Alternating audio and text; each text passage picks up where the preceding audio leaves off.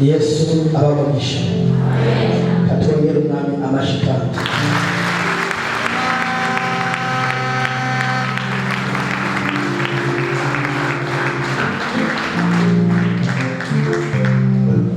Hallelujah.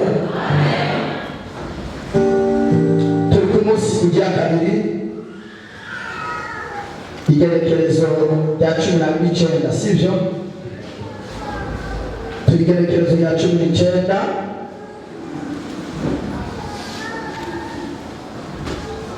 aho uyu mugoroba tugiye kuba sport. Turagiye gufata urugendo tuva Iramusesi hama turagiye kwibera sport. Harabiteguye kwibera sport. Sport uraza hariho n'ahantu ugira ubukene ariko ubwo bukene bukwice, n'ahantu ubera igishomeri ariko Imana ikaguha kunezerwa no kumererwa neza muri ubwo bushomeri, n'ahantu ugira kutabyara ariko Imana ikaguha kwihangana kugira ngo ushobore gushika amasezerano, n'ahantu wasuzuguriwe ariko ushobora kugira icyubahiro mu kanya gato, nubwo wasuzuguriwe wagiye mu bintu utarasuzugura wajana mu ndemba, n'igitanda ubarirako ariko ntugipfireko kuko abandi bagiye ko bagipfirako. Amena. Nizu wabuze amahera yo kuriha kubera uyipanze ariko abandi barukanye mu yandi mazu, ariko wowe nubwo utararonka amafaranga uracabandanya kuba muri iyo nzu nubwo atamafaranga uraronka. N'ahantu rero Imana igiye kubanza kugushyira gato kugira ngo tuzoja gukeneza neza twinjira mu masezerano kuko urugendo rwatanguye. Haleluya. Amen. Gani mubyumva umunsi. Amen. Haleluya. N'ahantu utazokongera kurujundo nubwo utazoburaja independence mu buzima nuzobura ifunguro. Amen. Haleluya. Reka dusome iri jambo hama tuyahagarare ko ndaza kubayobora ufashijwe n'Umwuka Wera ibyo turi bukore muri mugoroba. Turasoma igitabo cyo Kuvayo, turacana mu gitabo cyo Kuvayo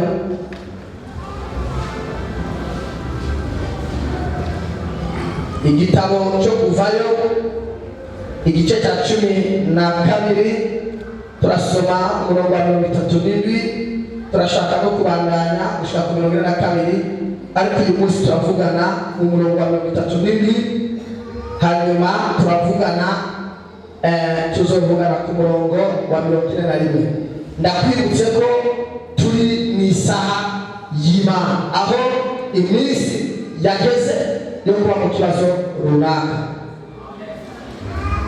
Turasoma mu izina rya Yesu Kristo mu rupapuro rwa 75 mu isezerano rishasha. Abisirayeli bajonjora bava muri Egiputa. Vuga ngo ndajonjora bava muri Egiputa hanje. Haleluya. Ni uri kugira ngo muri kumwe ati umunsi turajonjora. Imubwire neza. Chenda mutari kwa mubwira. Ulikuwa mubwira. Kaina vumva. Bimubwire neza ati umunsi turajonjora. Mubwire ati umunsi uyu munsi tujonjora. Ariko jembo uguma witwegera n'umubwira ati nabubizi ko uyu munsi ari umunsi wo kujonjora. Ni umunsi wo kumaramaza. Vuga maramaza uyu munsi. Haleluya. Haleluya.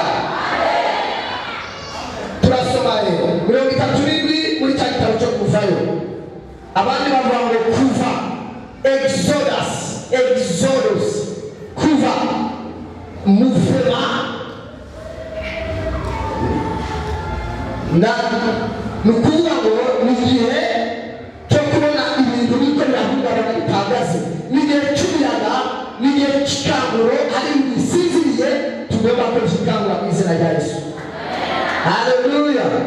Kandi byaba bikunda niko byamera mbere hose birakoreka. Abisirayeli baragenda, vuga ngo turagenda. Amen. Mugira ati baragenda. Niba muri kubatira baragenda. Mugira ati ndagenda uyu munsi. Umviriza, abisirayeli baragenda. Uvuge ngo abana b'Imana turagenda. Tuva iya Musese dutaha Isukoti. Haleluya. Vuga ati ishengero ry'uyu munsi turagenda. Tuva iya Musese turataha Isukoti. Urazi iyaba iri jambo wanyumva ukanyumva uko ndanyumva, ndakurahiza y'Imana yo mu ijuru, ntiwava ngaha ugenda muri hopitali militaire, abandi bava ngaha bagenda muri w'akarere, abandi bava ngaha bagenda muri kira, abandi bava ngaha bagenda muri za poliklinike, hari n'abava ngaha bagenda muri za presereja, hari abava ngaha bagenda kwa mujandi. Amen. Bagiye gukora ikintu kimwe gusa. Iyaba watabura ibintuga kandi ibintu byanditse ugafata takarindore ukabyandika umubiri, nariko ndasenga mukana bw'Imana ati nta kubera iki abantu bo mw'ishengero bwa kino gihe, ishengero rya kino gihe utofata nk'abakobwa basi ukabahumura amaso ukababwira dore, ufata abagabo ubereke ahantu tugeze, ufata abamama ubereke abasore bende. Jewe ndiko ndasenga Imana umunsi umwe izo bungura amaso gato cyane basi mukontambe, kuko kera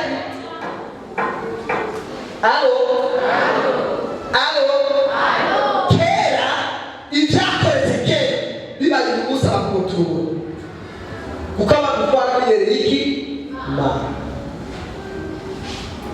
Izima birasasa kabanza some ntangize mirongo itatu n'umunani. Kandi n'igihugu cy'ivange cy'abanyamahanga rijana nabo n'imikuku n'amasho by'ibitayego, ya mitsima bakuye muri Egiputa ikijanga barayihisha bayigira imitsima itambiwe, kuko atamwambiro bari bayishiremo. Haleluya, haleluya, haleluya. Hari ibyo tugomba gusohokana kuko atamwambiro twari bwabishiremo mu izina rya Yesu. Tuzovugana iri jambo ritumwambiro qui permet ce qu'on appelle la fermentation. Ikintu kitambiwe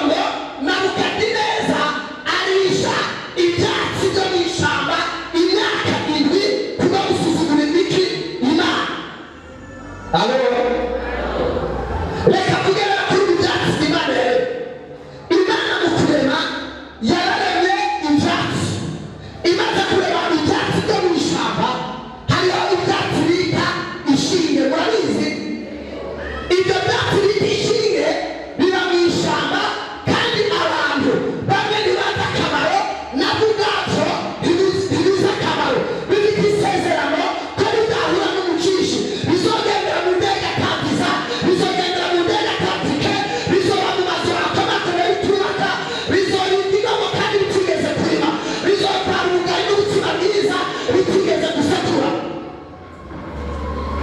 alo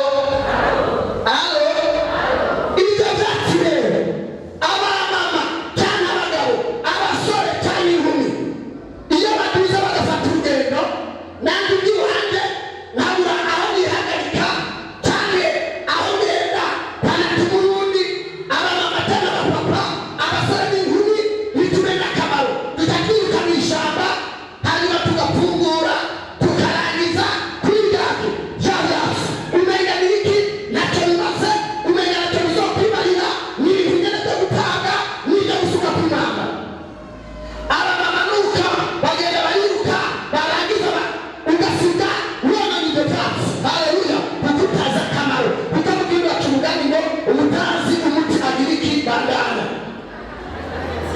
haleluya abatakuzi barakwitiranya bakubonera muri kahise ariko ntibaramenya igihe wakira umwana w'itarakiza ubigiye kuba haleluya haleluya ibi byatsi bigereranywa nanjye bigereranywa n'umuntu ataramenya ijambo ritaramuhindura atarakira umwambaro bita Kristo haleluya ibyo uwo muntu rero ntashobora kugenda muri alimentation nziza gusuma kuko biciyeho ntashobora kujya muri magaze kugura impuzu nziza kuko biciyeho minsi yose yigira ahantu utamama wahe wateragana n'agatoni bakamusukako amaraso y'ingurube cyangwa amaraso y'inka bazikoreye n'amagufa akitara ko haruguru ariko muri alimentation z'uko ugenda witonze aho bahagenda bakwereka ati no ngaho wabanaho uri kijuju bakakwita incabwenge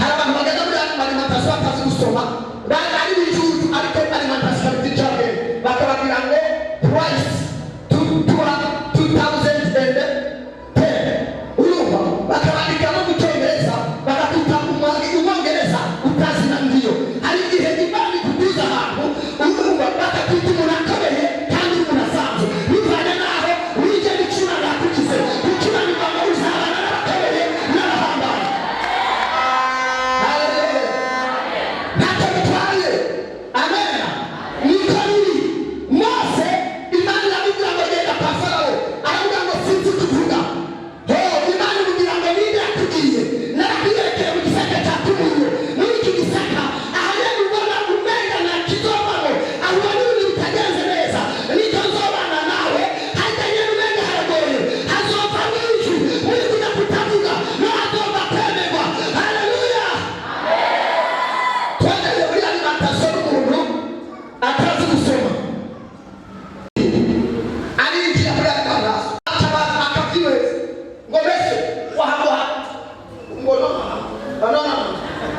nguruma ngo ni nguma amajana 35 amajana 35 byanditse mu cyongereza kubera amafaranga Imana yabahaye permission yo kwinjira alimentation kugira ngo uri umunyabwenge kandi waba ari wowe ideha ntabwo umenya ko atashoboye kuko avuga atashoboye hari umwambaro w'umugisha nawe ni Yesu ugendera mu mufuko bituma asobanukirwa n'ibidakomeye uragiye gusobanukirwa iyo utigeze gusobanukirwa ugiye kwitwa izo utigeze kwitwa kubera ikiganiro cy'Imana bikugira mu izina ibi biseke rero ubwo bwatsi bwarasuzuguwe bisa n'umuntu yasuzuguwe bisa n'umuntu adafite pare bisa n'umuntu muri sosiyete ataca amaze umuntu adashobora guteka inyama adashobora guteka utuntu twiza minsi yose y'amakuru nyine ukamenga nawe abikorane ibyo kurya abaganga baramubujije amen haleluya uyu mugabo rero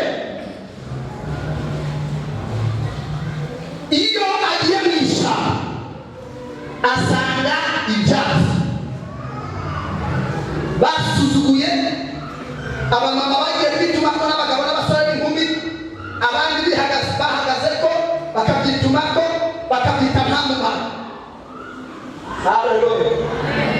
Haleluya. Turi kumwe.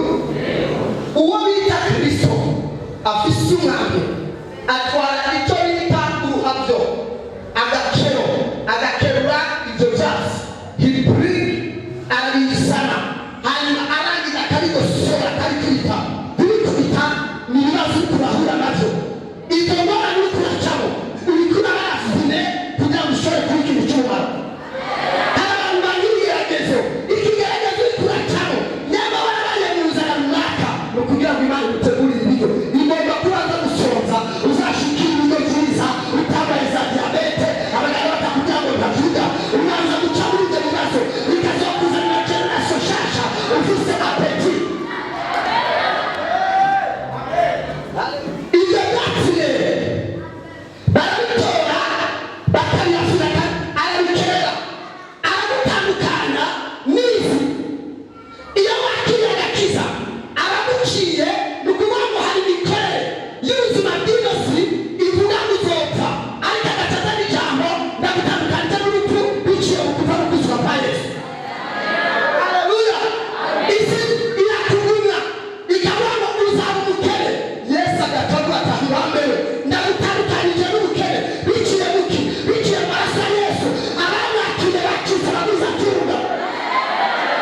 Haleluya. Isi tuvuga ngo uzongara uhamba. Oya, Yesu akavuga ngo ari wacu ntituzajya mu kuzimu turamubuza tujya mu bundi iwacu ni hehe mw'ijuru. Babitanye kuvuga ngo ugutabaruka kwanjye kuzova he ndunamurira amaso ndaba iyo ugutabaruka kwanjye kuzova hehe mw'ijuru.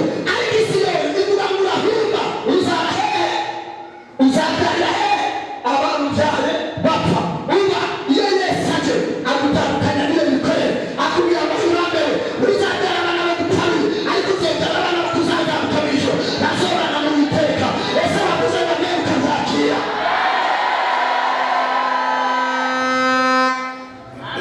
Haleluya. Hari abo turi kumwe muvuga ngo mera kandi isi iravuga ngo wa mukobwa we uzopfa uzokurira kuri iyi si utaromo utundisha umunezero sekerese. Ariko Yesu agatavuga ngo ahibambewe ndagutandukanije n'iby'isi ntabwo uzopfa muri maraya bazopfa bagusambanya udafite umugabo kuko icyo waremewe ni ukuzomuhimbaza ukerekana icyubahiro cy'Imana. Wakoze gahunda kanguye. Haleluya. Bisa rero n'umugabo afashe ubwo ruhato akagenda mu ishyamba agasanga ahisi aho ibyatsi byabaye kongana n'ubuzima bw'isi byarumye bidafise ikirangirire ibura ibibako atanu bashobora kujyanura ibintu bimeze nabi umunuko imigo yose itemberako. Ariko uyo mugabo arafata uruhabyo akabikerera akabitungumura akabitora akabyanika. Amaze kubyanika atangura kubigisha agatangura kugisha iki iyi nkoko. Amen. Wariho abigishije umugozi w'iki abigishije ibiguniya icyo bita urukundo. Amen. Iri prete ina l'amour sur toi.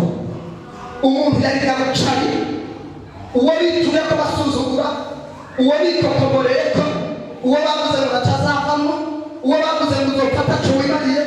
Yesu arakwihisha akakugira agaseke akubona gahagaze ku ipodiyo ni bya byatsi nyene wakugisha yafata akagisha akagaseke niko ni bya byatsi byamuhariye mu ishyamba bimwe bituma ko bimwe byakutwara ibyatanu akamuhariye mbere nibyo byirira hejuru nigema ku ipodiyo aho utaragera nibyo bihari wabuze mbere.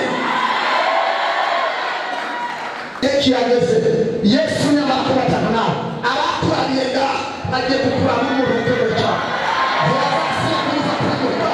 Bagiye kurukamuka baramuwimana yatuganye baramuwimana ashyize hejuru bazakuraba bazobweza basogose basangira umuntu akomeye cyane bazobweza nyarukari basanga mugize atunga bazakuraba mugize bayabaye bamusanga muri etaje. Haleluya. Ni Imana ifatiye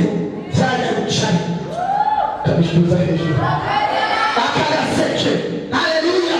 Umva igihe kamwe waragira kitu nako urangiza ugafata nawe, ariko uyu munsi nikudamutura n'ibyawe y'amafaranga ugegeza amugenda ufise mu nzu arabika muri banke uremera turabo n'abari barasuzuguye, ariko ubutunzi bwose bari bumbikiye. Hari igihe abadayimoni batangiye kugira umugisha, ariko ubundi baravugana nawe amafaranga atabakoreye iby'agaciro bitabakoreye bigiye kuza kandi ugiye kubitunga. Haleluya. Ariko bwa mbere wari